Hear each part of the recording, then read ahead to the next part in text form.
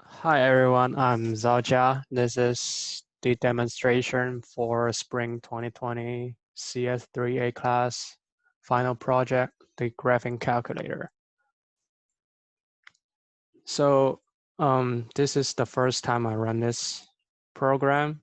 So you can see the graph is clean and there's nothing in the sidebar. And there's a help button here that allows you to see what you can do in this project.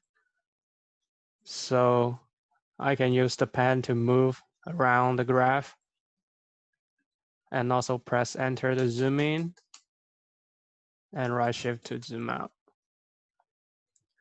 So right now I'm putting in a function.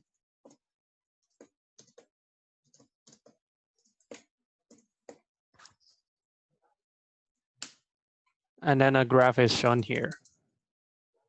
And also a clickable button is created on the sidebar as a history. I'm able to zoom in and out, move around. And also I'm able to reset, press R to reset the domain and origin to the center of the graph.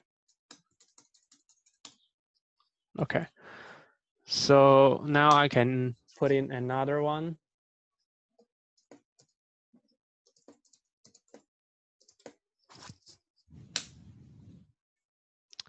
And also a button is created on the sidebar. And I can also go back to the previous history with clicking these buttons. There's a little message to tell you which graph is being displayed here on the top left corner.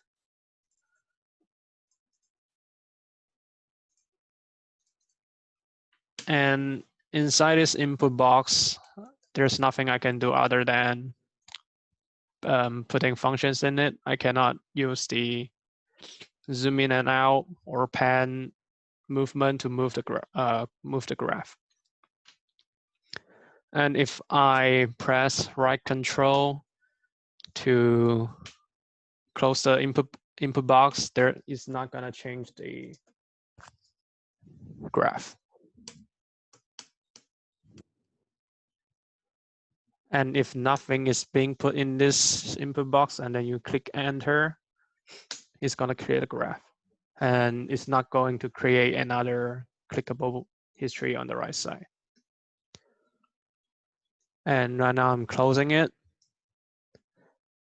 And there's a file being created to save the history of the buttons in the sidebar.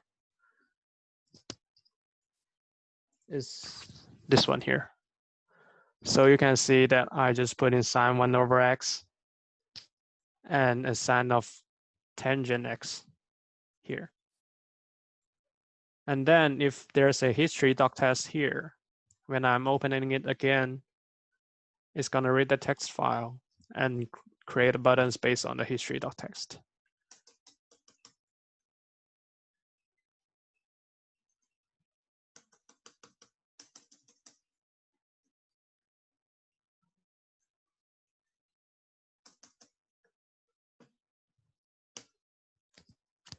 And the sidebar only allows up to 10 history equations to be stored in a history list.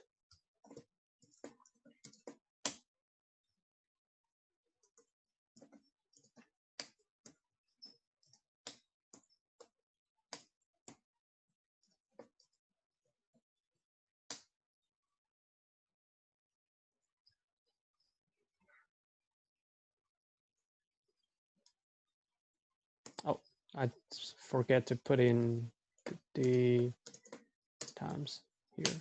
So it's gonna look a little bit different.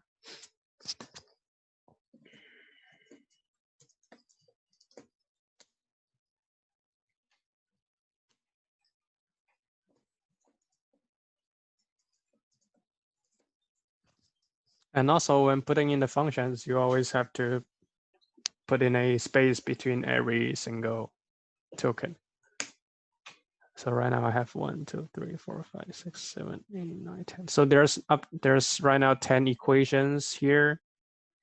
And when I'm trying to add another new one,